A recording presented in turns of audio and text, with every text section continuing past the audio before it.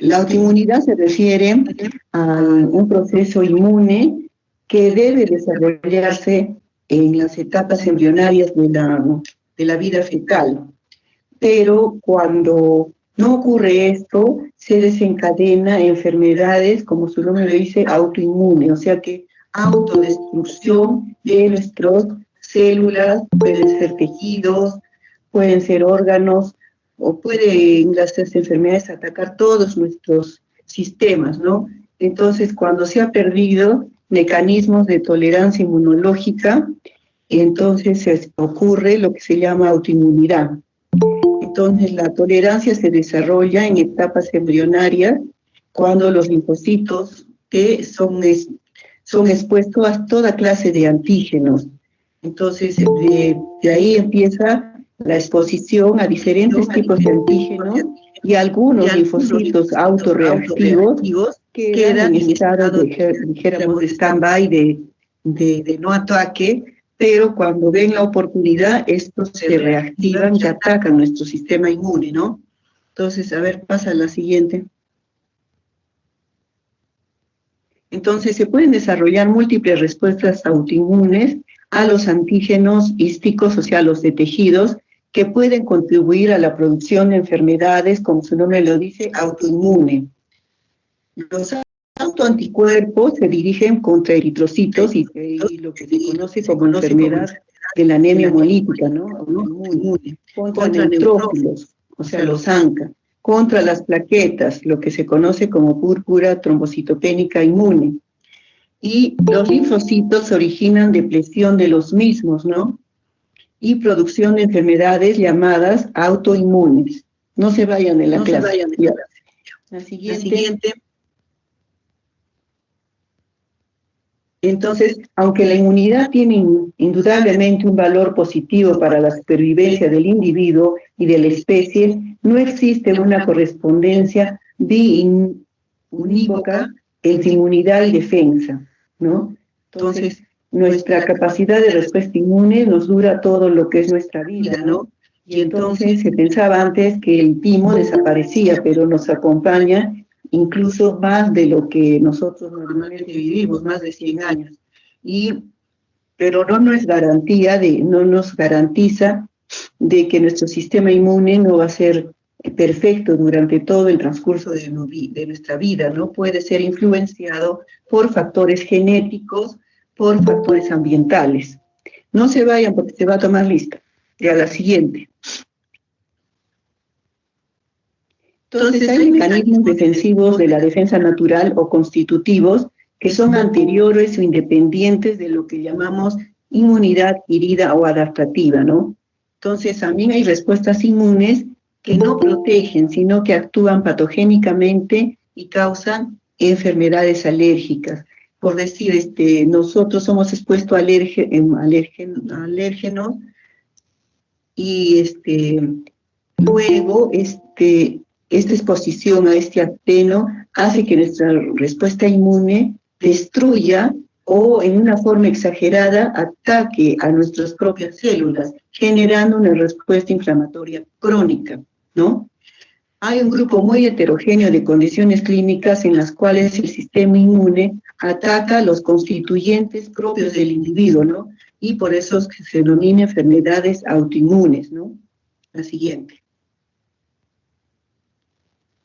Las células autoinmunes comienzan a reclutarse en el órgano de choque y porque a causa de estimulaciones inespecíficas del sistema inmune incrementan su potencial de asentamiento, lo que se denomina homing, lo que los confiere una mayor capacidad de migrar al órgano blanco. Entonces, ¿qué quiere decir? Que el órgano blanco puede ser el riñón. Entonces, ahí se acumulan las células autoinmunes, originando la destrucción, ¿no? De los glomérulos o de los tubulis, ¿no? Porque es el órgano blanco donde se dirigen todos los autoanticuerpos. La siguiente.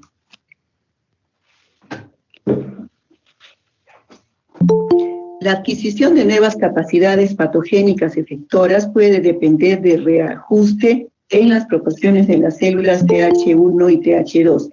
Esto ya fue descubierto hace más de 15 años, en los que nosotros tenemos una capacidad de respuesta que venimos condicionados genéticamente, ¿no?, hacia un tipo de respuesta, TH1 o TH2. Entonces, unos tienen más predisposición a cáncer y otros enfermedades infecciosas de otra etiología, ¿no? Entonces, no por eso todos son atacados con los mismos tipos de enfermedades.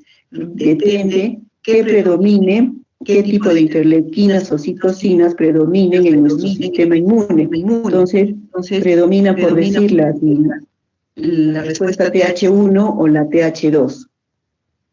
La siguiente.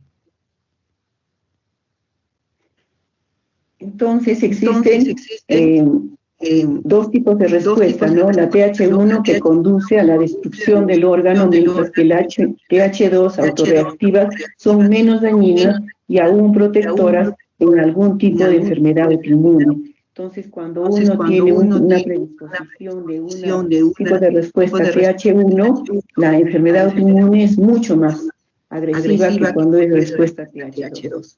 Siguiente. Un fuerte argumento en favor de esto es que hay transferencias de las células CD4 de los linfocitos, ¿no?, con un perfil de citoquinas TH1 que ha provocado diabetes, mientras las células que sintetizan citocinas TH2, aún siendo invasivas, no pueden inducir enfermedad. ¿Ya? Entonces, la respuesta en las enfermedades inmunes de tipo TH1, ¿no?, sobre todo en algunos tipos de enfermedades. La siguiente. La progresión hacia la enfermedad autoinmune depende de la pérdida de la sensibilidad de las señales negativas por parte de las células autoinmunes. Entonces, estas células o estos órganos, por decir, blanco, que son, reaccionan a autoanticuerpos, ya no responden a las señales inhibitorias, ¿no?, del sistema inmune contra la producción de autoanticuerpos. Ya, entonces, es como si perdieran el control y se desencadena la enfermedad autoinmune y no hay nada que lo pare, que lo detenga, ¿no?, salvo que el paciente reciba tratamiento, ¿no? La siguiente. Estas señales inhibitorias son transmitidas a través de las moléculas CTLA4, los receptores de alta afinidad para la interleuquina 2, requeridos para el equilibrio entre la proliferación y la muerte de las células preactivadas, ¿no?, y los receptores inhibitorios para las moléculas MHC. Entonces, ¿cómo nosotros nos defendemos? Con las señales inhibitorias, el CTL4, la interleuquina 2 y la presencia de receptores inhibitorios para que las moléculas de MHC de histocompatibilidad mayor no reconozcan a estos anticuerpos como propios, ¿no? La siguiente. Entonces, hay procesos patogénicos analizados que se debe a la combinación de factores genéticos y ambientales aún no completamente entendidos o comprendidos. Entonces, ¿por qué se produce la autoinmunidad? Entonces, hay factores genéticos. Siempre hay que averiguar en los antecedentes familiares si hay algún pariente con una enfermedad autoinmune, ¿no? La artritis reumatoide o lupus, ¿no? Entonces, y factores ambientales. Entonces, dentro de los factores ambientales está el estrés, la exposición a virus. Ahora se ha demostrado muchas enfermedades autoinmunes relacionadas a la exposición a virus, ¿no? Y entonces todo eso va a desencadenar enfermedades autoinmunes. No solamente es la parte genética, sino la parte ambiental, el ambiente, la exposición a virus, la exposición a sustancias tóxicas, etc., ¿no? La siguiente. Las influencias genéticas en el desarrollo de las enfermedades autoinmunes están basados en agregación familiar, ¿no?, y en asociación muchos a ellos a los antígenos de histocompatibilidad HLA. Nosotros sabemos que se hereda del padre y de la madre enfermedades, los alelos, tanto para el HLA de la madre y del padre, o sea, somos 50% de HLA de la madre y 50% del padre. Y ahí estamos heredando la presencia de enfermedades autoinmunes. Entonces si tenemos algún familiar y está presente en el HLA específico, se puede desencadenar la enfermedad. Entonces se ha relacionado la presencia de determinados HLAs específicos y enfermedades autoinmunes. La siguiente. Entonces, se clasifican las enfermedades autoinmunes en órganos específicos cuando atacan un solo órgano, por decir la tiroides, y órganos no específicos, ¿no? Entonces, las específicas de órganos se caracterizan por reacciones inflamatorias en órganos específicos, por ejemplo, anticuerpos contra las zonas del órgano afectado, por decir la tiroiditis de Hashimoto, ¿no? Que son anticuerpos contra la tiroglobulina, etcétera, ¿no? Entonces, dan estas son enfermedades órgano específicas. La siguiente.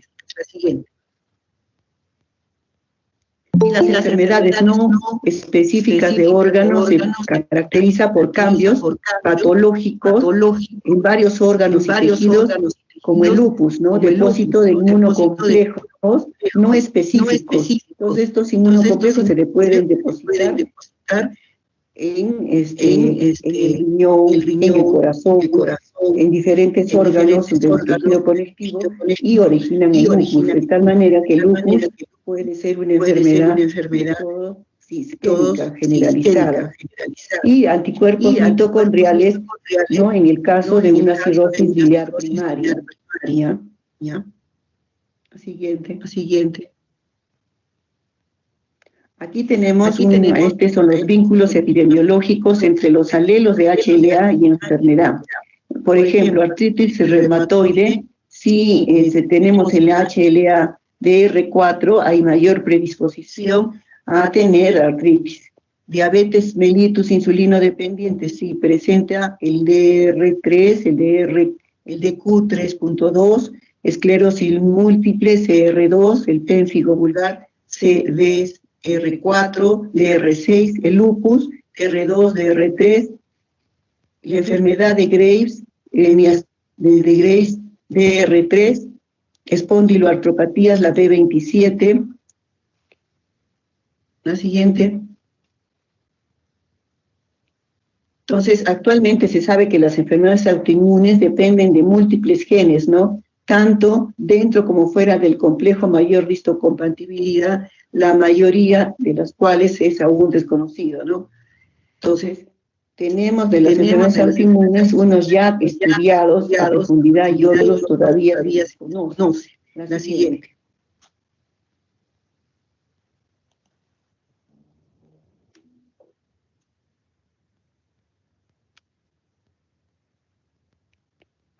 ¿Ahora se escucha? Sí, doctora, mejor. Ya, disculpe. Ya, entonces, la influencia genética es grande, pero no absoluta, pues en gemelos monocigotos, o sea que son univitelinos, la concordancia para la enfermedad autoinmune no sobrepasa del 50-60%. Ya, esto indica la importancia de los factores ambientales en la etiología, ¿no?, de las enfermedades autoinmunes. O sea, si nosotros vemos nuestro gemelo, él tiene la posibilidad de 50 nomás de padecer una enfermedad autoinmune, ¿no? La siguiente. Entonces se dispone de muchos factores, datos epidemiológicos que vinculan las enfermedades autoinmunes a factores ambientales. Las infecciones, que ya les mencioné por virus, fármacos, que el paciente responde al uso de un medicamento produciendo anticuerpos, ¿no? Por decir, en el caso de la heparina de alto peso molecular, se producen anticuerpos contra las plaquetas, entonces el paciente recibe heparina y hace plaquetopenia. Con regímenes nutricionales, algunos que son muy exigentes con la nutrición, entonces puede desarrollarse también enfermedades autoinmunes, toxinas, las toxinas de los virus, el estrés psicosocial, el estrés. el encierro, todo lo que implica ahora vivir en esta época, todo eso, si nosotros no sabemos llevar el estrés, ¿no? Y sobrellevar esto puede condicionar una enfermedad autoinmune. Los factores climáticos también, ¿no? Hay personas que al frío hacen al fenómeno de Raynaud. Ellos no pueden vivir, por decir, en lugares donde hay muy baja temperatura, ¿no? Ya, pero lo que más se relaciona es el estrés, por decir, con el lupus. Si la persona está estresada, el lupus se desencadena y a veces en forma incontrolable. De tal manera que nosotros tenemos que tener nuestra psicología, nuestro super yo, no muy exigente, para que poder autocontrolarnos, ¿no? Entonces, todo con moderación, sin exageraciones, porque en el poder controlar nuestras emociones, pero no causándonos daño, ¿no? Por decir, si un paciente tiene ganas de llorar hasta que se consuele por sí mismo, ¿no? Pero no puede llorar pues todo un día, ¿no? Entonces tiene que autocontrolarse. Entonces, el estrés es un desencadenante muy malo para la diabetes, para el lupus, para muchas enfermedades psicosomáticas, ¿no? Muy bien, la siguiente. Y por estudiar medicina no, o por ser médicos no estamos exentos, al contrario, ¿no? La radiación ultravioleta en nuestra ciudad, que la radiación es muy alta, entonces provoca recaídas de lupus. El lupus forma el lupus discoide en alas de mariposa y lesiones dérmicas, ¿no? Que están relacionadas a la exposición solar. Incluso el melanoma también, ¿no? El cáncer. Ya la siguiente. Factores nutricionales como el consumo de calorías, de muchos carbohidratos, de ácidos grasos, ¿no? Y también pueden ser a favor o en contra. Las vitaminas, minerales como el zinc, influyen en el desarrollo de la autoinmunidad en modelos animales. Pero en los humanos se ha visto que el zinc mejora la respuesta inmune, ¿no? De tal manera que ustedes habrán leído ahora en el COVID, le dan zinc, ¿no? Zinc, vitaminas. Ahora, en el uso de los alimentos, de la nutrición, como no hay un control estricto, no se pueden hacer estudios de metaanálisis de dietas especiales para enfermedades, ¿no? Pero sí, ya se sabe, por decir, en el cáncer, por decir, de colon está relacionada con la ingesta de carnes rojas, pero no es pues el 100%, ¿no? Influye, pero ¿en qué medida? Solo se sabe que influye. Igualmente el hecho de fumar con el cáncer de pulmón, ¿no? No todos los que fuman hacen cáncer de pulmón, entonces no hay una relación directa, ¿no? Pero los minerales, las vitaminas, que son tomados a veces indistintamente, no hay trabajos que demuestren que son de beneficio o que van en contra del sistema inmune, tampoco hay. Hay muchos estudios que avalan el uso de minerales, de vitaminas, contra el estrés, ¿no? Entonces, por eso todo tiene que ser mitad, mitad, ¿no? Entonces, tampoco tenemos otra vida para decir que en nuestra próxima década vamos a tomar y esta década no lo sabemos. Entonces, por eso hay que ver el término medio, ¿no? Siempre. Lo siguiente. Ahora, enfermedades y virus, autoinmunes y virus. Entonces, esto sí está ya relacionado, por decir, el HTLV1 con artropatías, después que el virus, ¿no?, de la leucemia humana tipo 1, el virus del linfocomeningitis humana con la anemia hemolítica, el HCV, que es el virus herpes simple tipo 1 con la queratitis herpética, la diabetes con el citomegalovirus, con el Coxsackie, con la rubiola, la esclerosis múltiple con el virus herpes humano tipo 2, tipo 6, ¿no? La miastenia gravis con el hepatitis C y el lupus con el Epstein-Barr. Entonces, si nosotros, hay una fuerte probabilidad de infección viral y con el tiempo este virus no es erradicado totalmente o hay una respuesta inmune que queda, dijéramos, en nuestro organismo y cada vez que hay depresión del sistema inmune se reactiva, ¿no? Entonces, algunos, me imagino, de los alumnos, por el estrés les sale herpes y se menciona que queda en el nervio, en el nervio del trigémino y cada vez que tienen estrés le aparece o queda en los ganglios, retenido el herpes, ¿no? El virus y queda inactivo, pero cualquier estado de inmunosupresión aparece el herpes labial. Entonces, hay veces que nosotros erradicamos totalmente la infección y sobrevivimos a la infección, ¿no? Pero hay veces que quedan, dijéramos, en forma de actenos o antígenos, o quedan linfocitos que no han logrado eliminar totalmente al virus, ¿no? Y entonces pueden ocasionar una respuesta inespecífica al virus y que después puede perpetuarse y desencadenar la enfermedad autoinmune. La siguiente. Los mecanismos de acción. El que recurre a la reactividad cruzada entre el germen y el antígeno propio. Entonces, el germen, el microorganismo, tiene en su superficie unas epítopes, o dijéramos en superficie, comparte algunos con nuestros antígenos propios, se parecen, y entonces el sistema inmune se confunde, dijéramos, y hace una reacción cruzada, en vez de matar al germen, destruye a nuestros antígenos propios, ¿no? Entonces se produce un mecanismo de autorreactividad, de reactividad cruzada contra nuestros propios tejidos. El otro mecanismo es el que se basa en los trastornos de la inmunoreactividad que causa la infección. O sea, de determinada infección, el sistema inmune hace una respuesta exagerada y esa es la que desencadena la enfermedad autoinmune.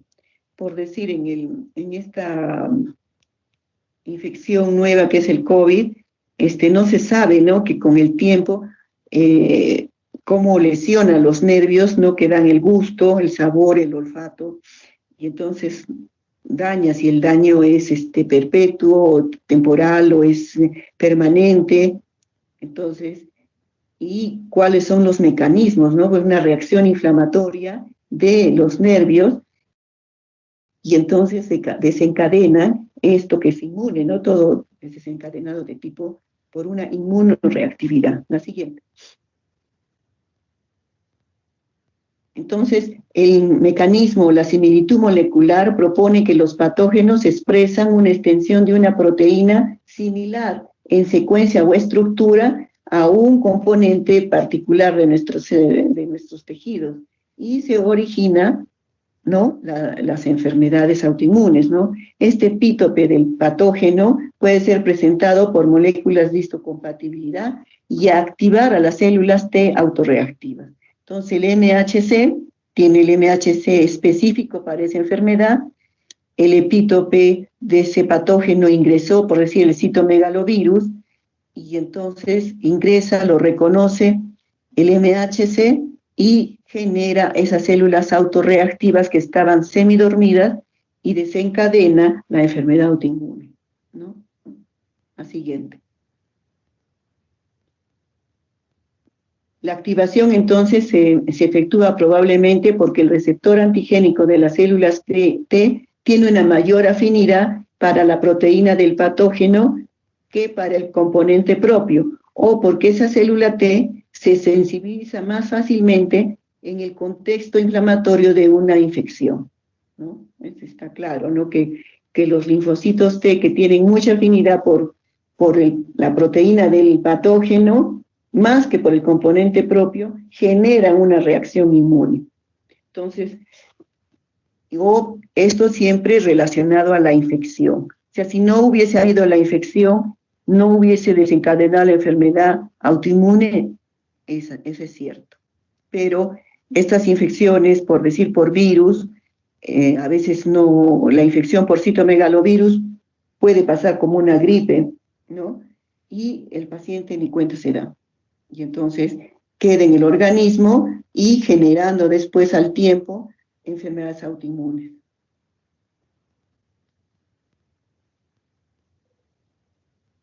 La siguiente. Entonces, estas células T sensibilizadas y amplificadas tienen un umbral más bajo para la activación y estas pueden atacar los autoantígenos que ignoraban previamente. Entonces, se convierten en nuestros propios enemigos, ¿no? Son células T autorreactivas que despiertan y hacen su manifestación y comienzan a destruir, ¿no?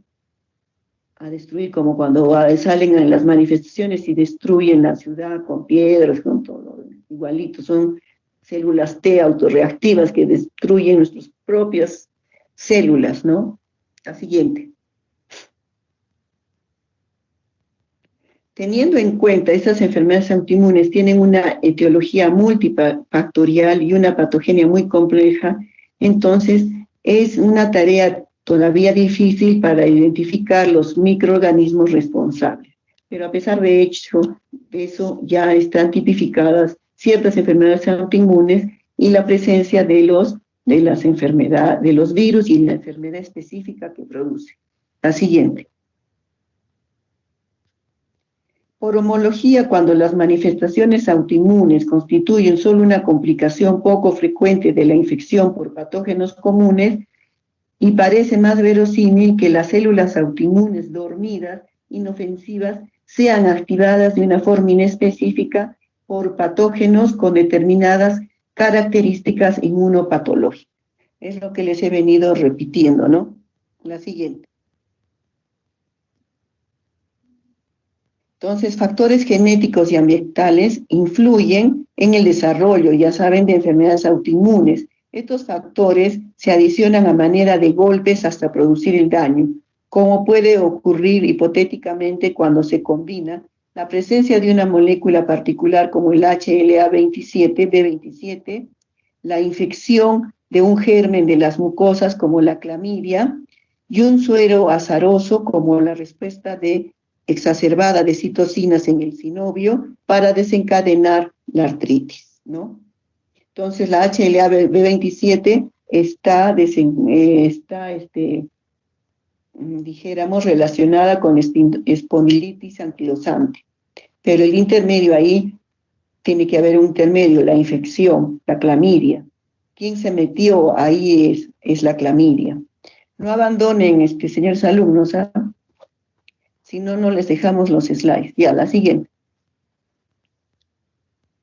Entonces, el conocimiento exacto de los factores de susceptibilidad y del modo como estos interactúan permitirá elaborar no solo tratamientos curativos, sino también intervenciones tempranas y profilácticas para evitar las enfermedades autoinmunes.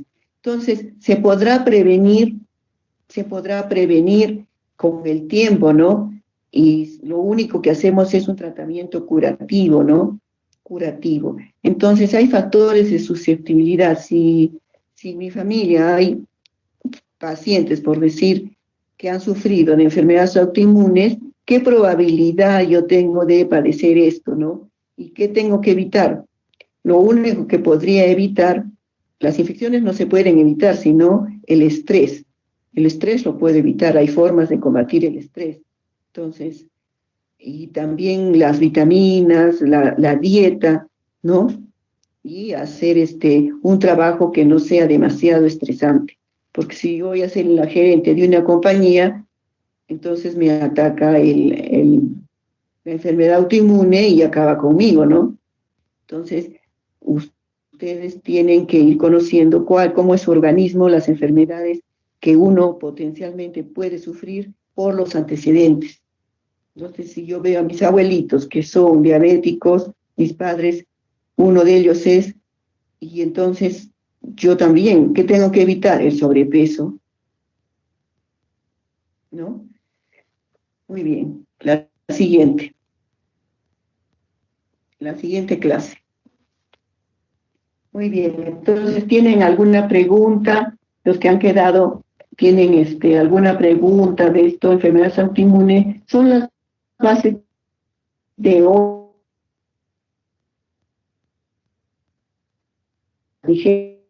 dijéramos, para poder entender, ¿no?, las enfermedades autoinmunes que se presentan, sobre todo en mujeres Hay predisposición en mujeres más que hombres. Y cuando un hombre tiene enfermedad autoinmune, es más raro y mucho peor, dijéramos, el pronóstico, ¿no? Muy bien. Las inmunodeficiencias hay de dos tipos, congénitas y adquiridas. La adquirida es la que todos conocen, que es inmunodeficiencia adquirida o SIDA, ¿no? Síndrome de inmunodeficiencias a infecciones. Si un paciente tiene inmunodeficiencia, ¿de qué va a estar? Va a ser susceptible de infecciones, ¿no? Infecciones por bacterias, por hongos, infecciones, no solamente por eso, sino también mayor predisposición a cáncer. Entonces, las inmunodeficiencias congénitas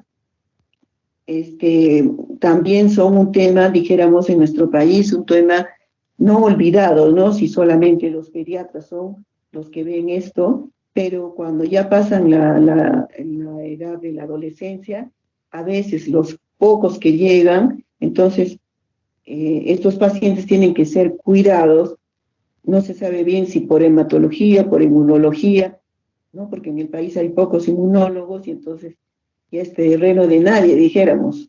Nadie quiere hacerse cargo de sus pacientes. La siguiente. Las inmunodeficiencias son defectos innatos del sistema inmune que se expresan por infecciones recurrentes y persistentes que pueden causar mortalidad temprana y predisponen a enfermedades autoinmunes y tumores. Eso tenemos que tenerlo presente, ¿no? Entonces, un inmunodeficiente tiene cáncer o tiene enfermedad autoinmune o tiene una infección persistente, recurrente, que no se cura o que constantemente tiene infecciones. Entonces, ustedes habrán tenido sobrinitos, hermanitos que constantemente se infectan, si tienen infecciones, podría uno sospechar que tiene algún tipo de inmunodeficiencia. En cambio, hay otros niños que nunca se enfermaron de niños y entonces no son inmunodeficientes, ¿no? Recibieron todas sus vacunas y nunca les pasó nada, ¿no? Y entonces algunos de estos niños con la infección recurrente se mueren y ya no llegan ni a la adolescencia ni a la juventud, etc. La siguiente. Entonces hay inmunodeficiencias también congénitas o adquiridas primarias y secundarias. Genéticas, ¿no? Tenemos ligadas al cromosoma autosómico recesivo, autosómico dominante, de lesiones, ¿no? También hay inmunodeficiencias bioquímicas y metabólicas que faltan enzimas, por decir, ¿no? Y entonces el paciente tiene más susceptibilidad a determinadas cosas, por decir, a deficiencia de glucosa 6-fosfato deshidrogenasa, piruvatoquinasa, etc. Déficit de oligoelementos, de vitamina B12, de zinc, secuestros en la embriogénesis, ¿no? Que las células no maduran en la etapa embrionaria y entonces este niño queda con ciertas alteraciones a nivel del sistema inmune. Las enfermedades autoinmunes están consideradas dentro de las inmunodeficiencias y las inmunodeficiencias adquiridas o secundarias como el SIDA, el cáncer y la desnutrición. La desnutrición que hay en nuestro país, calórico-proteica, entonces puede llevar a un estado de inmunodeficiencia, ¿no? A mayor predisposición a enfermedades autoinmunes y cáncer. O sea, el que tenga un familiar o un cáncer, quiere decir que ese paciente tiene algún tipo de inmunodeficiencia, ¿no? Eso tenemos que saber. La siguiente. Las inmunodeficiencias congénitas son las que vamos a ver ahora. Se han identificado los genes y se han detectado las mutaciones de los genes. 70 genes aproximadamente han mutado, no en la misma persona, ¿no? Sino en las diferentes inmunodeficiencias primarias.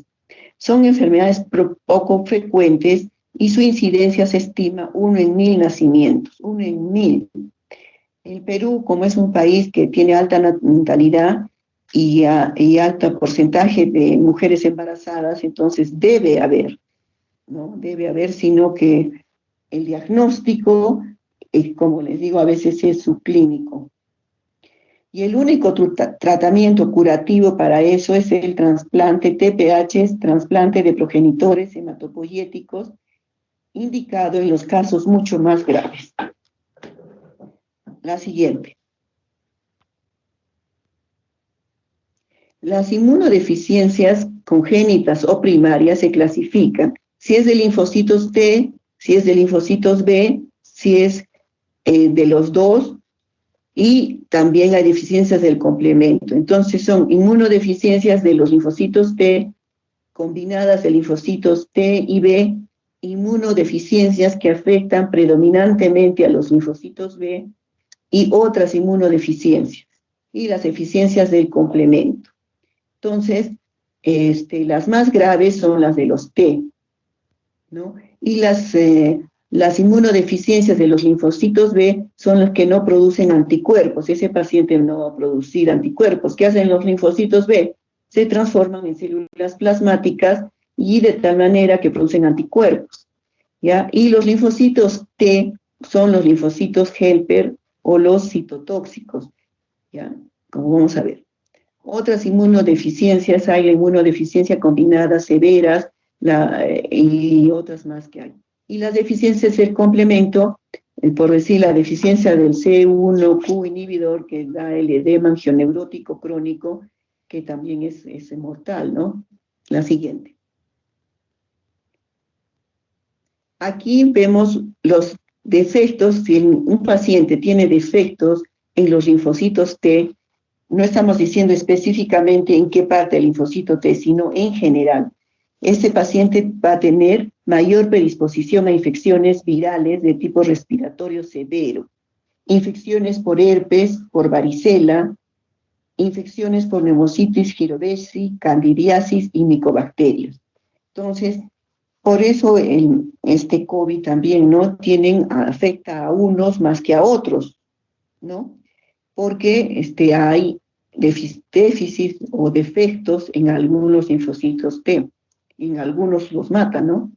Entonces, los que tienen defectos de linfocitos T son virus y hongos y micobacterias.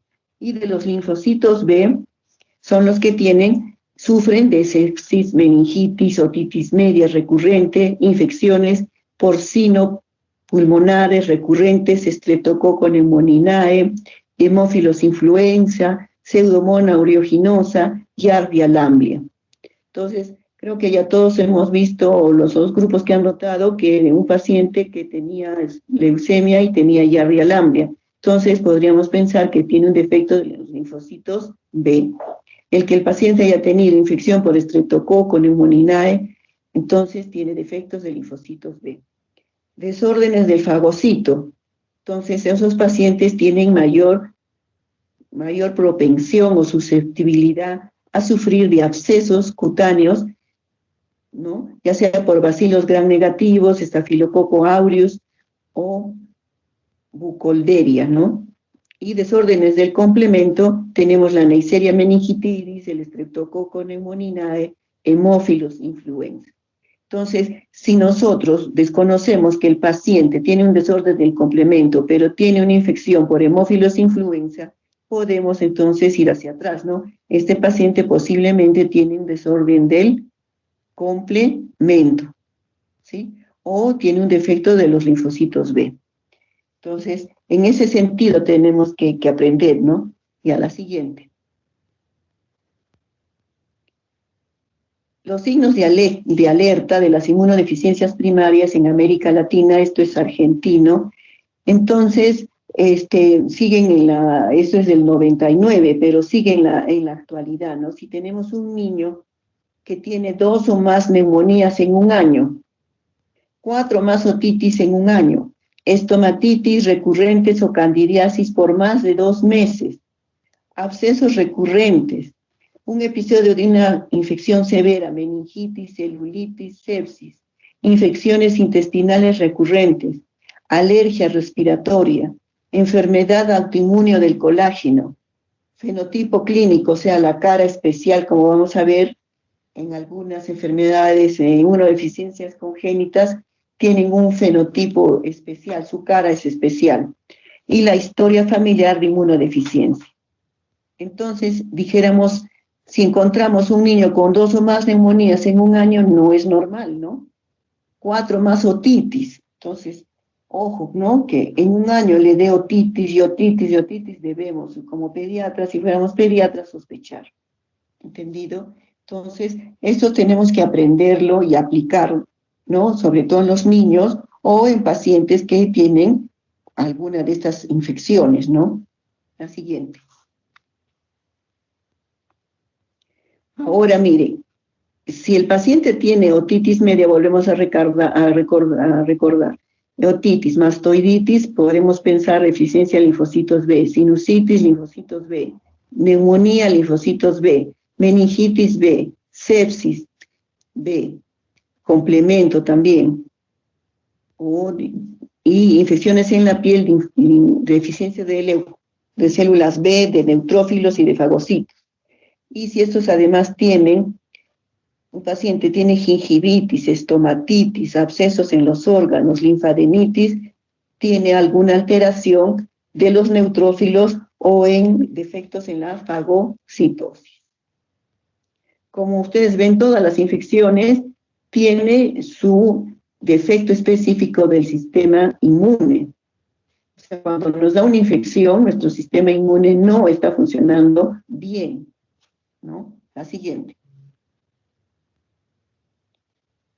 Y aquí, miren, este es el tipo de inmunodeficiencia y las características. La edad del comienzo, cuando es por linfocitos B, por anticuerpos, es precoz.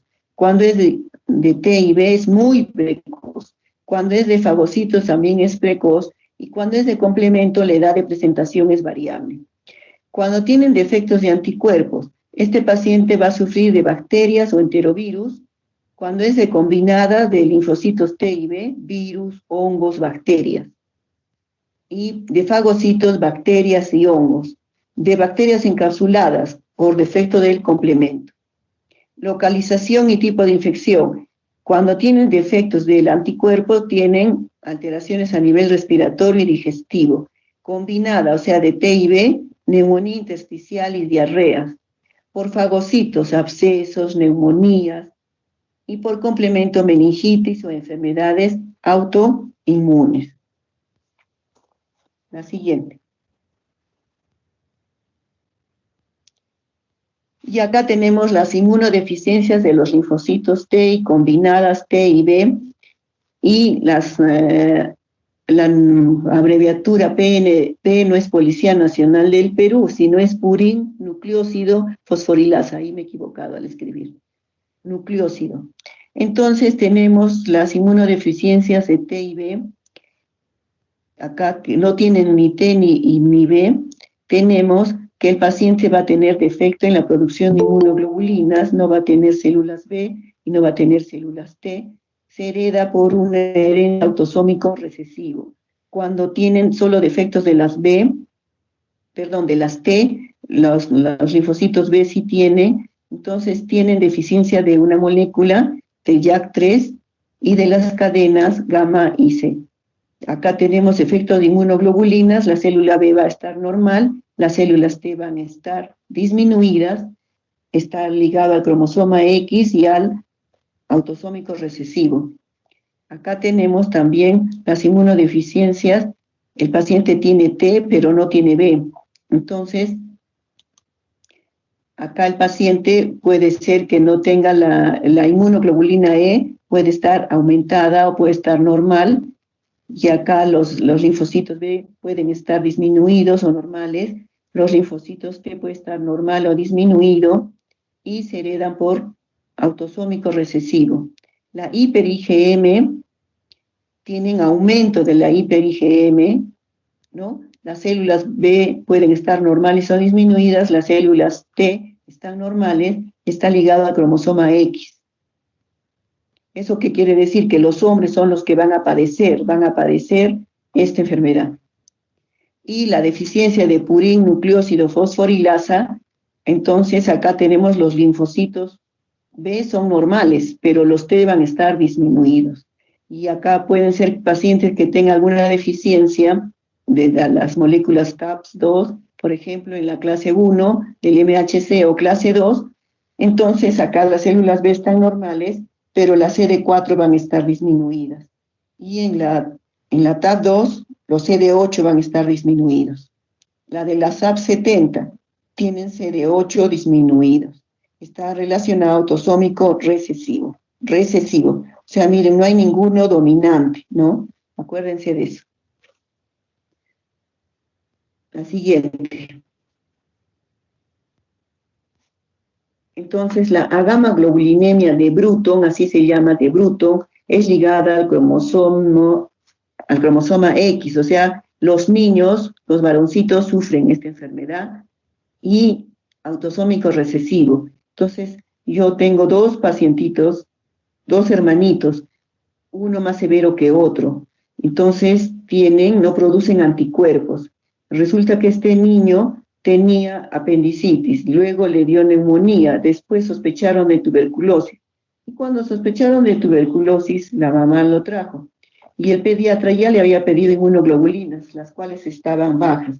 Entonces dijimos, esta es una gamma globulinemia, ¿no? Entonces las células B deben estar disminuidas, ligado al cromosoma X. La deficiencia de cadenas pesadas de las inmunoglobulinas, ¿no? Estos pacientes pueden tener células B normales o disminuidas. De las cadenas ligera, kappa, de las deficiencias selectivas de inmunoglobulinas, de algún tipo de la inmunoglobulina, de la 1 a la 4, también puede haber deficiencia de IgA. Entonces estos pacientes, imagínense que no tengan inmunoglobulina A, entonces los microorganismos que ingresan por vía respiratoria, el paciente se infecta con mayor facilidad y también por el sistema del tubo digestivo, ¿no? Y la común variable tienen disminución de IgG, IgA, las células B están normales o disminuidas y la herencia es variable, puede que se presente o no. La deficiencia de anticuerpos con inmunoglobulinas normales o elevadas. Pero acá, ¿qué ocurre? No funcionan. Tienen y no funcionan. El síndrome de hiper-IgM, pero no ligado al cromosoma X. Entonces tenemos el aumento de las inmunoglobulinas M y también se hereda autosómico recesivo. La siguiente. Ya, estas son enfermedades ya con nombre propio, ¿no? La de Wiskott-Aldrich, la de D-George, el síndrome de linfoproliferativo ligado a X, el síndrome linfoproliferativo autoinmune y el síndrome de ataxia telangiectasia. Entonces, de aquí el Wiskott-Aldrich tenemos que hay deficiencia del T. En la de D-George puede haber deficiencia de T. Este puede ser autosómico dominante o de novo se dice, ¿no? Que así se presenta sin ninguna alteración genética, o sea, de herencia. Y es el linfoproliferativo ligado al cromosoma X, y este es autoinmune, dominante o recesivo. La siguiente. Y acá tenemos las deficiencias del complemento. Dentro de estas, la deficiencia del inhibidor C1 es el que les menciono, que es el angioedema hereditario.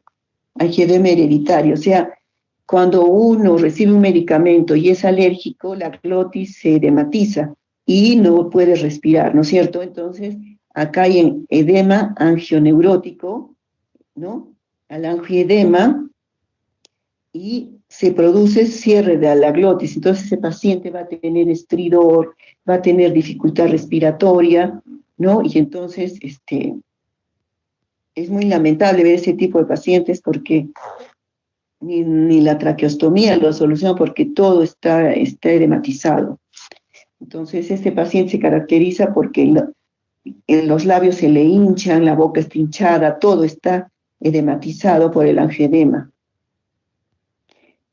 La siguiente.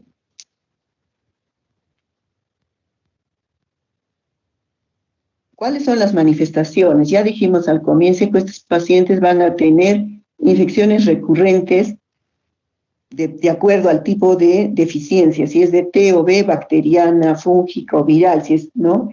Dependiendo del tipo. neumonías bilaterales por gérmenes oportunistas, que en la población general no dan, candidiasis bucal, o sea que le aparecen aftas, piodermitis.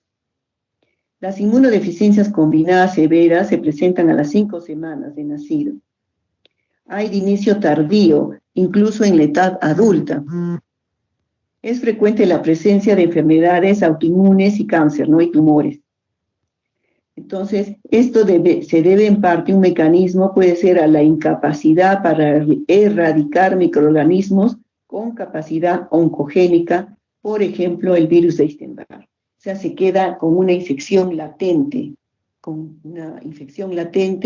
y el virus de Epstein-Barr está relacionado al linfoma, al carcinoma nasofaríngeo, a la leucemia, etc., ¿no? En las formas linfopénicas, el pacientes carecen de tejido linfoide secundario, o sea, no tienen timo a veces. En la disgenesia reticular, entonces el paciente va a tener neutropenia y trombocitopenia. En el omen va a tener eosinofilia, hepatoesplenomegalia y eritrodermia. Defecto del receptor alfa de la interleuquina 2, tienen linfadenopatías, hepatoesplenomegalia, del hiper-IgM, neutropenia, trombocitopenia, anemia hemolítica, diarreas crónicas, colecistopatía, hepatopatía. Y del purina nucleótido fosforilasa, anemia hemolítica, nosotros que vemos anemias hemolíticas, pero no tenemos cómo hacer este nucleótido. Y la deficiencia de IgA, autoinmunidad y alergia. Y la del Wisco-Dalrich tienen trombocitopenia, plaquetas pequeñas, hemorragias, eczema, alteraciones autoinmunes y con el tiempo hacen linfomas. La siguiente. El síndrome de D-George es acompañado de hipoparatiroidismo, una malformación conotroncal y una facies totalmente anómala. El síndrome linfoproliferativo ligado a X es relacionado al virus de Epstein-Barr, tienen mononucleosis fatal, puede haber un paciente con linfoma B, con hipogamaglobulinemia, infiltrados linfocitarios en órganos con una hepatitis fulminante y una anemia plástica severa. Y la forma autoinmune se acompaña de linfadenopatías, esplenomegalia y anemia hemolítica autoinmune. Entonces, esto puede ser también confundido como un linfoma, ¿no? Un linfoma, síndrome linfoproliferativo. Ya. La siguiente. El diagnóstico. Miren, el diagnóstico puede ser tan fácil o puede sospecharse, nosotros que hacemos ver los hemogramas, con la presencia de una linfopenia. Entonces, cuando ustedes sospechan de SIDA o piden un hemograma a un paciente X y ven linfopenia, lo primero que tienen que pensar es SIDA, ¿no? Piensen mal y acertarán. Y entonces, como decía mi mamá, y entonces linfopenia puede ser también una inmunodeficiencia en un niño. Entonces, las inmunodeficiencias combinadas, la linfopenia puede ser muy intensa. Entonces, normalmente tenemos 25 a 40, tienen 3 o 4 o 10. ¿Ya? En otras puede haber no linfopenia. Entonces, tenemos que estudiar las poblaciones linfocitarias mediante el estudio de citometría de flujo para el diagnóstico. Y tenemos que hacer el dosaje de inmunoglobulinas, ¿no? Séricas en el caso que se trate de una hipogamaglobulinemia o agamaglobulinemia de Bruton, ¿no? Dosaje de inmunoglobulinas, o para las otras que hemos visto, ¿no? Las inmunodeficiencias combinadas severas no suele hallarse sombra tímica en la radiografía de tórax en los niños. Y el diagnóstico se hace mediante biología molecular detectando el gen alterado, ¿no? Esto nos falta estudiar en la biología molecular, acá no tenemos cómo hacer el estudio génico, ¿no? La siguiente. Entonces, miren, otra vez, repitiendo, el hemograma, que podemos encontrar linfopenia, se debe hacer el dosaje de inmunoglobulinas, el estudio de las subpoblaciones linfocitarias T o B o las natural killer, que son las CD56, el estudio funcionales de inmunidad in vitro y en vivo. Entonces, esto podemos hacer en laboratorio, especiales de inmunología, ¿no? Y el dosaje de mediadores de las citoquinas como 2, 4, 5, 6 y TNF, ¿no? Entonces, o también todo esto se hace in vitro, en laboratorios especiales, ¿no? Que no tenemos. Supónganse que nosotros quisiéramos dosar interleuquina 2 en un paciente, no hay. En el Perú no hay. Interleuquina 2, 4, 5, 6 no tenemos. Estudio de la función de las natural killer, ¿no? Mediante pruebas de citotoxicidad contra una línea celular como el K562. No tenemos eso. Formación de anticuerpos inducidos por inmunización, anticuerpos naturales, isohemaglutininas A y B, respuesta de inmunoglobulinas específicas frente a las vacunas de tétanos, difteria, hepatitis B. Y no podemos emplear en estos pacientes gérmenes vivos. Por decir, a un paciente que no produzca anticuerpos, no le puedes poner gérmenes, o sea, la vacuna de gérmenes vivos. La BCG está contraindicado en este tipo de pacientes. ¿Ya? Está contraindicado. Entonces, por decir, del COVID, es una parte, ¿no? Y no es virus vivo, atenuado, podrían ponerse, si en caso me pregunto.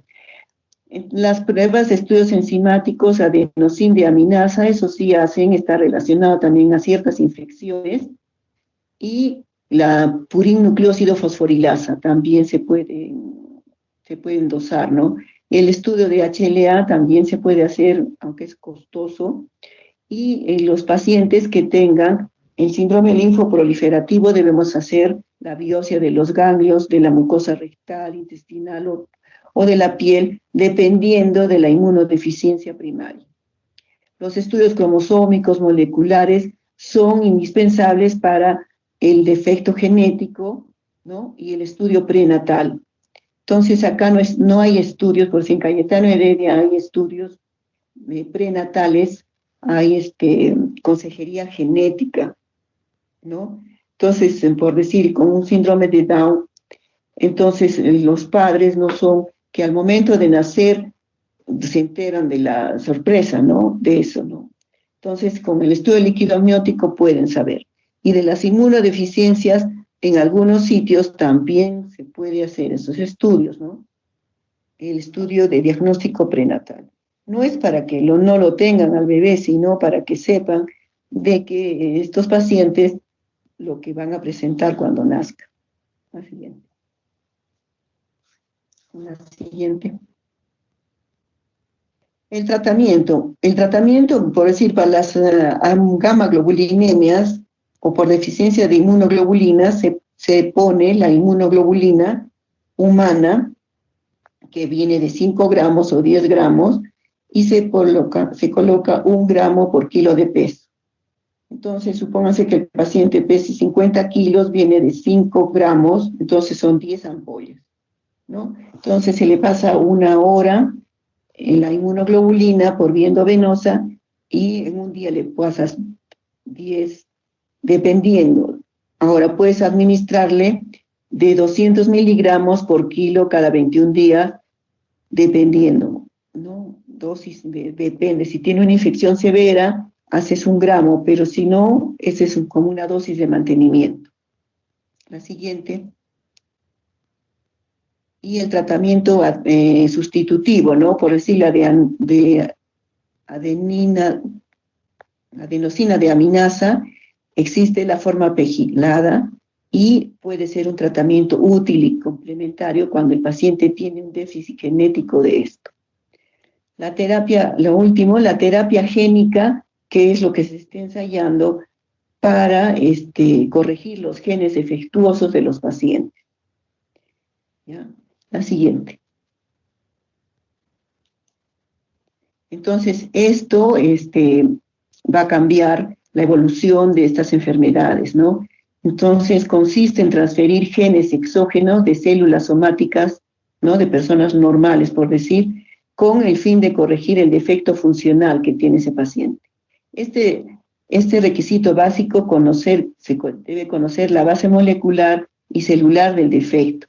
Tiene la ventaja sobre el trasplante de células progenitoras hematopoyéticas, el que es mejor tolerado, carece de complicaciones como enfermedad injerto contra huésped, y los primeros se han hecho estudios en las inmunodeficiencias combinadas severas o con deficiencia de adenosín de aminasa. Se transfieren los genes a linfocitos maduros, células progenitoras de la médula ósea y sangre de cordón umbilical, y se observó una corrección funcional.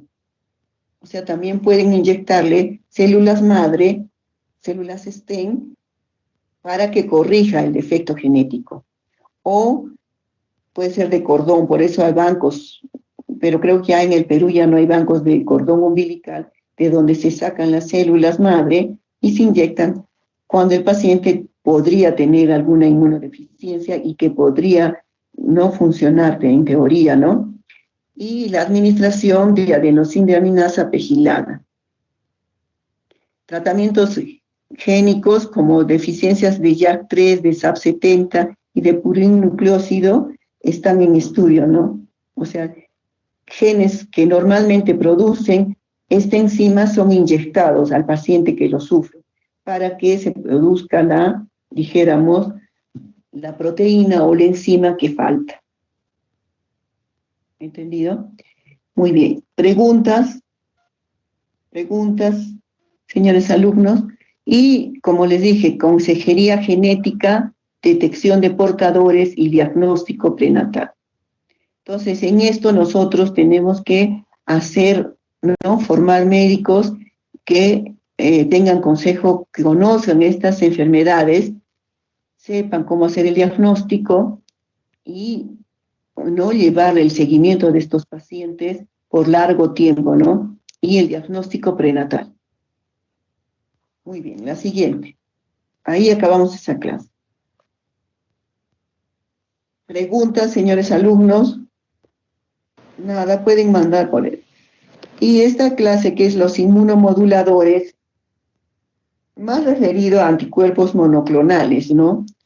Los anticuerpos monoclonales que se usan en forma terapéutica, por decir, para el caso del linfoma, son el anti-CD20, el llamado rituximab, el anti-CD52, etcétera, el anti-TNF, que es usado en la artritis reumatoide, ¿no? Bueno, vamos a ver de qué se trata. Inmunomoduladores. Puedes pasar a la siguiente. ¿No? Desde que nacemos, nosotros nos encontramos continuamente expuestos a padecer infecciones y procesos cancerosos, frente a los cuales sucumbiríamos si no fuera porque disponemos de un complejo sistema fisiológico que es nuestro sistema inmune, ¿no? Que es capaz de reconocer nuestra particular identidad y nos defiende de lo extraño. Los antígenos, ya sean microorganismos invasores o células o células que se nos malignizan, ¿no es cierto? Entonces, nosotros tenemos cómo reconocer a los microorganismos y también para evitar que se formen las neoplasias. Todos los días se repara el DNA. Hay genes reparadores del DNA para que no haya cáncer, ¿no? Este sistema está constituido por una gran variedad de células y moléculas capaces de reconocer y eliminar un número ilimitado de diferentes agentes extraños al organismo. ¿Ya? Entonces dice que nosotros estamos preparados para la respuesta inmune generar ante cualquier antígeno. Entonces ustedes dirán, ¿y el COVID? ¿Por qué no funciona nuestro sistema inmune? No funciona porque depende la carga viral. ¿Y cómo es entendible entonces que ese virus tenga un receptor que es el AC, el receptor de la proteína convertidora de angiotensina? Entonces, ¿cómo es posible? Quiere decir que hemos estado expuestos en algún momento, pero no da tiempo a que el sistema inmune reaccione. Entonces, depende que el sistema inmune que tengamos. Por eso la vacuna es necesaria para sensibilizar a nuestro organismo y producir anticuerpos frente al ataque de este virus, ¿no? Que es un virus letal. Entonces, nuestro sistema inmune, entonces ustedes dirán, no es perfecto. No es perfecto porque estamos expuestos a infecciones y a cáncer. El conjunto de mecanismos que se ponen en marcha para llevar a cabo esta función se conoce como respuesta inmune. La respuesta inmune entonces sería algo personal, hereditario, etc. La siguiente. En la respuesta inmune hay una primera fase de reconocimiento del extraño. El antígeno lo reconoce, el MHC, para poder luego activar células y moléculas que van a permitir la eliminación del mismo. Hasta ahí es muy fácil, ustedes saben eso. Esta activación es un conjunto de procesos que se encuentran perfectamente regulados. Una activación inmunitaria descontrolada podría suponer, y de hecho lo hace, la aparición de enfermedades autoinmunes o de enfermedades y la muerte. Si nuestro sistema inmune se descontrola o no es capaz de combatir la infección, el paciente muere, ¿no? Como en el caso de las infecciones por el COVID. La siguiente. Esta respuesta se lleva a cabo por una serie de factores solubles, entrando entre los primeros, los fagocitos, los neutrófilos, los monocitos y macrófagos, que tienen las propiedades de fagocitar, ¿no es cierto?, destruir a los microorganismos. Y las natural killer, que no necesitan presentación, ¿no? Ellas no necesitan ninguna presentación, matan a los virus, matan a las células tumorales, sin que se les presente nada, no requieren mediadores, dijeron. Son nuestra primera línea de defensa frente a lo extraño. Los fagocitos ingieren, destruyen a los agentes infecciosos y las natural killers se unen directamente a las células tumorales o a los virus, ¿no? A los que producen, para producir su destrucción por apoptosis. Entre los mediadores químicos que intervienen en la respuesta inmunitaria innata se pueden citar los factores del sistema del complemento y una serie de citoquinas producidas por las células, ¿no es cierto? Son los mediadores de la respuesta inmunitaria. La siguiente. Entonces tenemos factores inmunoreguladores que pueden ser inmunosupresores o inmunoestimuladores. Inmunoestimuladores, como dicen, estimulan, activan el sistema inmune, y los inmunosupresores deprimen al sistema inmune. Por decir, en el caso del trasplante se usan inmunosupresores y en enfermedades autoinmunes, ¿no? Ya, la siguiente.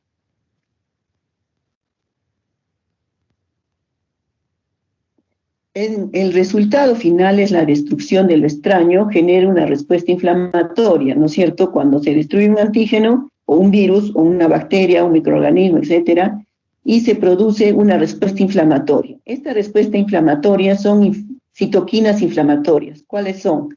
La 1-beta, la 6, el TNF, entre otras, ¿no? Que tienen un papel de destruir lo extraño, junto con los radicales de oxidación libres y las especies reactivas de oxígeno que permiten la oxidación, ¿no?, que ayuda a la destrucción de estos microorganismos. La siguiente. Entonces, como les mencioné, hay la diferenciación de nuestro sistema inmune en respuesta TH1 y TH2, y acá tenemos la respuesta TH2, son las que genera interleuquina 4, 5 y 13, y acá el TNF beta, ¿no? Etcétera. Mira bien, la siguiente. Acá. Entonces, acá tenemos, existe el TH0, el TH1, es necesario el interferón, la interleuquina 2, la interleuquina 3, el TNF, el factor estimulante de colonias granulocito macrófago, y la respuesta TH2 es inflamatoria, 4, 5, 6, 10, 13, TNF, alfa también, y el factor estimulante de colonias granulocito macrófago. Y el TH3, que produce el factor de crecimiento transformante beta. La siguiente.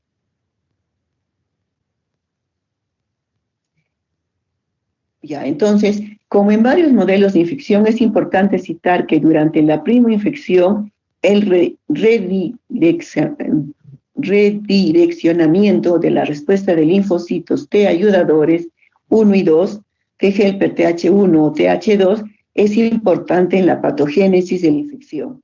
Se ha demostrado que la respuesta TH1 se caracteriza por la producción de interferón gamma y está asociado con la depuración y control de la reinfección. La siguiente.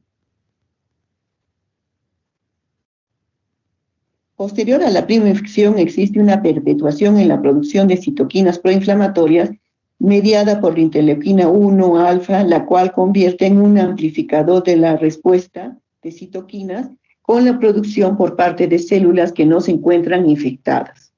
La siguiente. Entonces, acá tenemos los mecanismos de modulación de la respuesta inmune, por ejemplo, para la clamidia trachomatis. Entonces, hay una regulación negativa de la expresión de la molécula de histocompatibilidad clase 1. Hay una inhibición de la apoptosis por parte de la célula huésped, no muere la célula. Hay una metilación del DNA, contribuyendo a la activación o supresión de los genes del huésped. Y hay una inhibición del factor nuclear kappa beta mediante la interrupción de la proteína inhibidora beta. Y el difosforil lípido A antagoniza con el TLR4. Y relacionado con mayor daño tisular tenemos la modulación positiva de la actividad de los natural killer, el incremento de la longevidad de los polimorfonucleares, el incremento de las citoquinas proinflamatorias, el incremento de la producción de la metaproteinasa 9 o la MMP9, la vía dependiente del TLR2, el incremento de la actividad óxido-fagocitaria con gran producción de reactivas del metabolismo del oxígeno y homología de la proteína de shock caliente, la P60, ¿no? del sistema inmune, del microorganismo y el humano, de la clamidia trachomatis y el humano. Entonces, cuando ingresa un microorganismo, miren todo lo que produce en nuestro sistema inmune y miren el daño tisular, ¿no? El daño tisular es la producción de citoquinas inflamatorias que perpetúan el proceso de inflamación. La siguiente.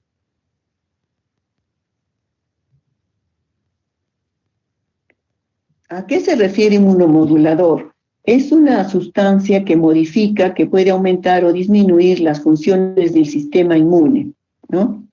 Entonces, por ejemplo, la producción de anticuerpos o el reconocimiento de antígenos. Entonces, los inmunomoduladores son sustancias que estimulan o deprimen el sistema inmunitario y pueden ayudar a combatir el cáncer, las infecciones u otras enfermedades. La siguiente. Entonces, las sustancias inmunomoduladoras tienen la capacidad de modular, como dice su nombre, el sistema inmune, estimulando o suprimiéndola. Estos suelen combinarse con quimioterapia para el cáncer, radioterapia, y que pueden ser utilizados después del primer tratamiento, y reciben el nombre de inmunoquimioterapia. La siguiente. Son agentes que logran estimular o suprimir la respuesta inmune sin que la actividad de las células estimuladas vaya dirigida a un antígeno determinado. Se dividen en 3 tipos: sobre el sistema inmune normal, sobre el sistema inmunodeprimido o sobre el sistema funcionalmente normal o inmunodeprimido. La siguiente. Entonces ejercen su acción sobre células del sistema inmune, atribuyen a la presencia de un antígeno o inmunógeno dado, ¿no? Porque hay una especificidad selectiva en la acción de estas células para producir una respuesta inmune. La inmunomodulación es selectiva y significa una inmunoreacción hacia un antígeno o varios.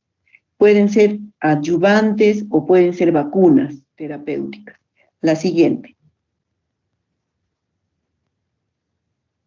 Los inmunomoduladores inespecíficos tenemos la BCG, el bacilo de Kalman-Guerin, que se utiliza para el cáncer de vejiga. El levamisol, que se utilizó para enfermedades autoinmunes, afectan, esto es el sistema inmunitario. Y acá tenemos los inmunomoduladores específicos, como son los anticuerpos monoclonales, el uso de citoquinas específicas y el uso de vacunas, ¿no?, que son inmunomoduladores.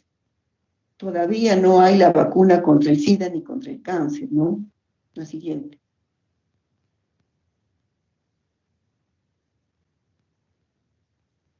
Siguiente. Entonces, el bacilo de Kalman-Guerin, levamisol, estos son otros inmunomoduladores inespecíficos, como son hormonas tímicas. Estas son la timosina, la timopoyetina, las globulinas, las citoquinas, las lectinas, la concavalina A, las citoaglutininas, los lipopolisacáridos bacterianos que se han puesto de moda, ¿no?, para estimular el sistema inmune. La siguiente. Ustedes han visto el bacilo de Kalman-Guerin, ¿no? Es inespecífica, activa los macrófagos de las células T y se puede aplicar en cáncer de vejiga, ovario, colon, melanomas, ¿no? Y lo que hace es producir interleuquina 2. La siguiente. La lectina es de origen vegetal y su modo de acción es inespecífico y puede activar las natural killer. La siguiente. Los lipopolisacáridos bacterianos pueden activar vías inespecíficas y específicas y son activadores de los linfocitos, macrófagos, TNF, y se han experimentado para combatir algunas inmunodeficiencias, ¿no? Las hormonas tímicas, timosina, timopoyetina, son para algunos tipos de inmunodeficiencias de células T. Alguna vez tuve la oportunidad de que nos regalaron hormonas tímicas en un trabajito de investigación. Entonces ellos nos daban y nosotros les dábamos de tomar y supuestamente los pacientes no se infectaban más, ¿no?, los pacientes con leucemia. Entonces, no podíamos probar si realmente era por efecto del mismo paciente, de su sistema, o por el uso de estas hormonas, no lo pudimos demostrar. Pero que sí se intentan, como ustedes ven, estimular al sistema inmune para que pueda hacer su respuesta mucho mejor de la que tiene, ¿no? La siguiente.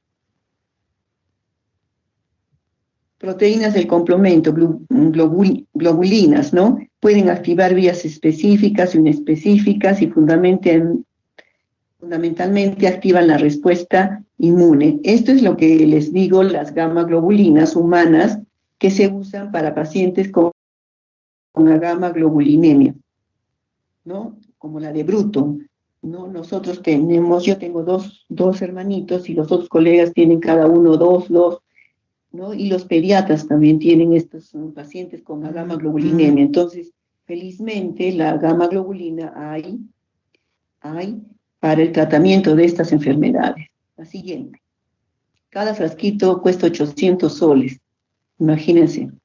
Es la purificación a partir del plasma humano obtenido de varios donantes voluntarios, se supone, ¿no?, con elevados títulos de anticuerpos frente a antígenos bacterianos, micóticos o virales comunes. Y se aplican, como les dije, en la gamma globulinemia, en la inmunodeficiencia humoral, no es tumoral, sino humoral, en los cuadros hematológicos como la púrpura trombocitopénica, la anemia hemolítica, enfermedades infecciosas, sarampión, hepatitis, y también en el caso de la Guillain-Barré, creo que están usando los neurólogos. La siguiente. Ya están aburridos, pero falta poco. El dipéptido murámico, su modo de acción es específico e inespecífico, estimula la respuesta humoral y celular. ¿no? En pacientes con cáncer o infecciones bacterianas. La siguiente. Glucanos, hongos y polisacáridos de algas que estimulan el sistema inmune, humoral y celular, así como las células del sistema retículo endotelial. La siguiente. Lectinas con cabalina A y fitohemoaglutininas, su acción es inespecífica como efectos mitógenos sobre los linfocitos, por lo que se usan para activar estas células, ¿no? En ensayos de proliferación. La siguiente.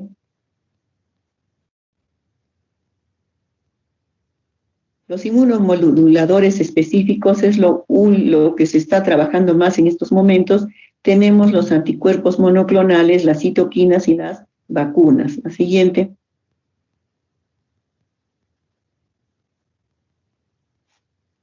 Las citoquinas, entonces, en determinadas enfermedades inmunodeficientes, pacientes con cáncer, hepatitis o recuperación hematopoyética, se han usado, miren, todas estas citoquinas, ¿no?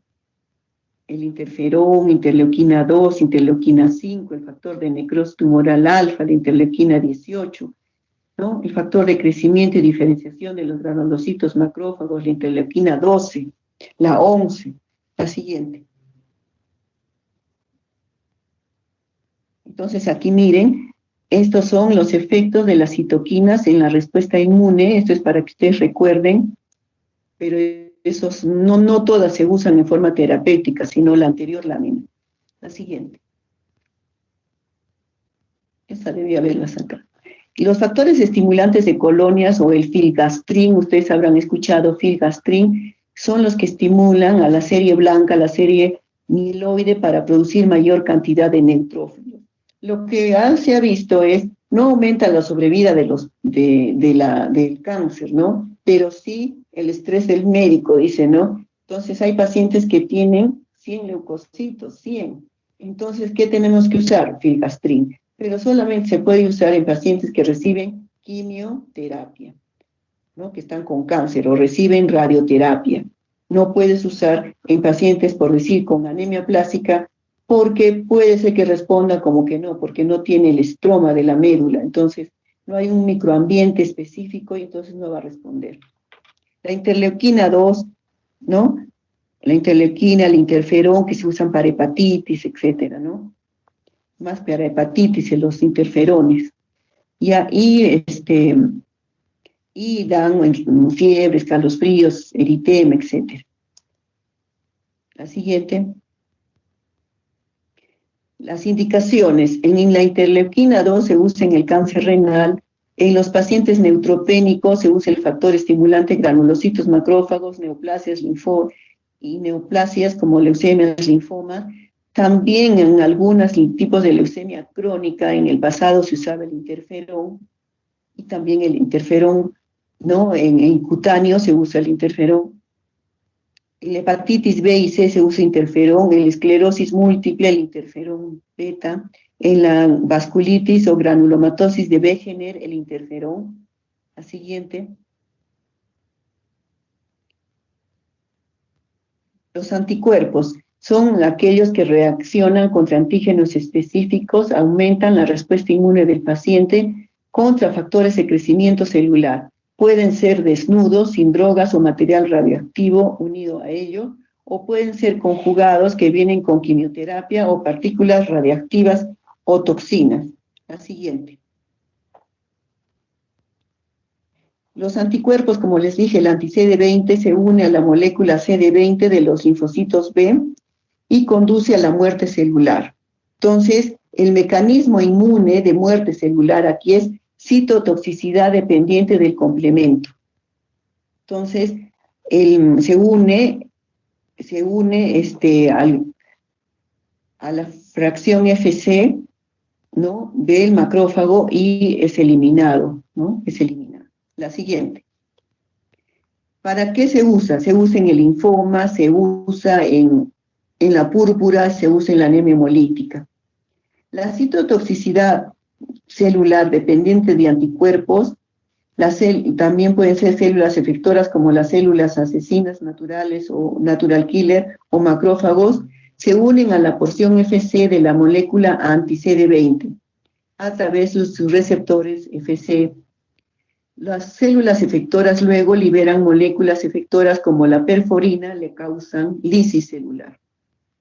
La citotoxicidad directa del anticuerpo anti-CD20 induce la señalización interna dentro de la célula tumoral. ¿Ya? Entonces, ¿por qué? Porque los linfocitos, esos linfocitos anormales en los linfomas, expresan CD20. Solo se puede hacer el uso de estos anticuerpos monoclonales, entiendan, ¿no? Si es un linfocito B que tiene CD20 positivo. Pero si es un linfocito, si es un linfoma de tipo T, no lo podría usar. No lo podría usar. ¿Entendido? Solamente en los linfomas de tipo B. De ahí que los coordinadores y los que en la farmacia controlan el uso del rituximab solamente en los linfocitos B que expresan, ¿no? Que son expresados en los linfomas el CD20 positivo. Si tiene el CD20 positivo, te dan el rituximab, el anti-CD20. ¿Entendido? Entonces podría ser, ¿no? Una pregunta de examen, ¿podría usar en linfoma T el rituximab? De hecho que la respuesta, Willy Lazo, ¿cuál sería? Brian, ¿cuál sería? ¿Están ahí o sus almas están? Brian. Fabiola, que abandonó. Fabiola, que abandonó. No responden. Doctora, no se podría usar. No se podría usar. Muy bien. Ya, sigue la siguiente. La siguiente. ¿Están escuchando? Sí, doctora. Doctora, sí, estamos escuchando. Yo pensé que se habían dormido. Ya. Los efectos antiproliferativos o muerte celular puede implicar la apoptosis u otras vías de muerte celular. Entonces, en las vías de la apoptosis, ustedes recordarán que es la perforina, ¿no es cierto? O sea, perfora pues la célula y se produce lisis osmótica, introducción de líquido y la célula revienta. Los anticuerpos anti-CD20 se unen a una porción extracelular de la molécula CD20. Los anti-CD20, incluidos el rituximab, el tocilizumab y el obinutuzumab, se unen al mayor de los bucles extracelulares dentro de la molécula CD20. Este bucle incluye los residuos de alanina, N-prolina en la posición 170. Ese es el punto de unión. ¿Ya? Muy bien, la siguiente. Entonces, los anticuerpos son producidos por clones únicos de linfocitos B que reconocen un único epítope. El CD3 o KT3 que apareció ya cuando yo era estudiante, creo. Entonces, el basilizumab, el dacilizumab, son sobre la cadena alfa de los receptores de interleuquina 2. Y el antuzumab es sobre la proteína CD52. ¿Ya? Entonces, acá tenemos el MHC.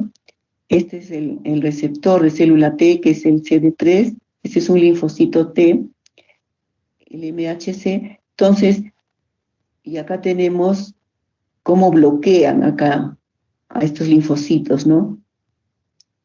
Linfocitos T, suponte el OKT3, bloquea al CD3. Entonces, ya no se usa más, creo, el OKT3, ¿no? Pero está dentro de los primeros que se usaron. La siguiente. Acá tenemos la citotoxicidad celular dependiente de anticuerpo. Esta es la célula CD20, el linfocito, que existe en el tumor, en los linfomas. Es un linfocito B que expresa, miren, en rojito el CD20. Entonces acá tenemos el macrófago, monocito o natural killer, y entonces ya se le puso al paciente el CD20, entonces aparecen anticuerpos contra, este es el anticuerpo anti-CD20, este es el receptor FC del macrófago, el receptor R1 o R2 o R3, Y entonces acá está el anti-CD20. Entonces, al unirse, produce lisis de la célula o apoptosis. La siguiente.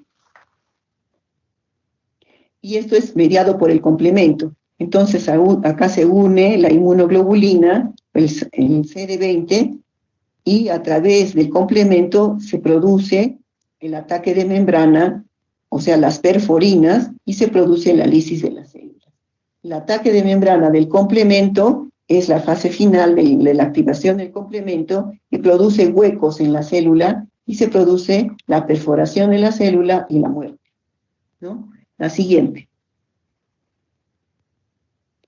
Entonces, hay un incremento no solamente del calcio intracelular, hay activación de tirosinquinasas de la familia SRC, hay también de las quinasas de la serina, hay fosforilación del CD20 y sobreregulación del CMYC, MDMYC, ¿no? Con el mRNA, con la expresión de moléculas de adhesión y la expresión de proteínas de MHC. Entonces, todo eso es la vía de la apoptosis, ¿no? De la apoptosis. La siguiente, activación de las caspasas 3, de la caspasa 9, se produce. En el comercio, ¿qué hay? O en el tratamiento para linfomas, ¿no? Tenemos el rituximab, que es el anti-CD20, el tocilizumab, el ibritumumab, el CD52 o alemtuzumab, o Campac, también se llama así, el CD22, el epratuzumab. La siguiente. Los efectos colaterales, que son como fiebre, escalofríos, debilidad, cefalea, náuseas, vómitos, diarrea, hipotensión y rash, ¿no? La siguiente. El Herceptin. El Herceptin es otro anticuerpo monoclonal, es dijéramos, HER2 es el receptor del factor de crecimiento epidérmico humano, ¿no? Y existe el Herceptin que bloquea la sobreexpresión de este receptor. ¿Ya? La siguiente. El trastuzumab igual, ¿no? O Herceptin, que es el que produce un bloqueo selectivo del receptor del tipo 2 con un efecto antiproliferativo, y también aquí es activación de la citotoxicidad dependiente de anticuerpos, ¿no? Entonces acá tenemos el macrófago que tiene receptores FC para el Herceptin, el anticuerpo monoclonal, y esta es la célula cancerosa, ¿no? Y acá tenemos el gen, ¿no? El gen HER2, ¿no? El cual es bloqueado por este anticuerpo. La siguiente. Los factores inmunoestimuladores, inmunomoduladores se pueden utilizar tanto en el SIDA, en enfermedades crónicas, infecciosas y cáncer. La siguiente. Bueno, eso es todo, nuestras clases.